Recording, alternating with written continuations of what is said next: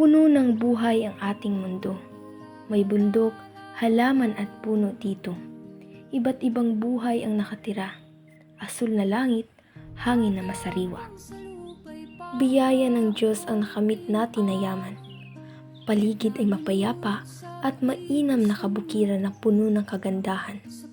Kayamanan kay inam sa ating tahanan. Ginamit ng tao sa araw-araw na gawain.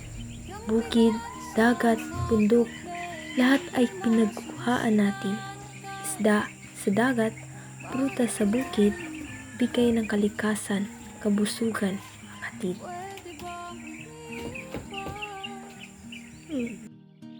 Ngunit tao'y minsan nakakalimot. Basura'y nagkalat, napupunta lagi sa dagat.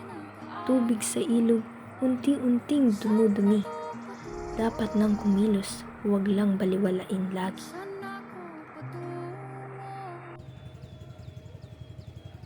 Kung ating sisirain ang yamang likas, kinabukas ay tiyak na kukupas.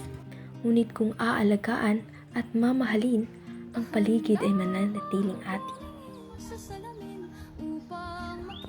Kaya hindi pa huli ang lahat. Ingatan ang paligid, bukid at dagat. Magtanim ng puno, paligid dapat linisin. Mundong kay ganda, dapat aalagaan natin. Pero di ka nag-iisa, kaya't lumaban ka.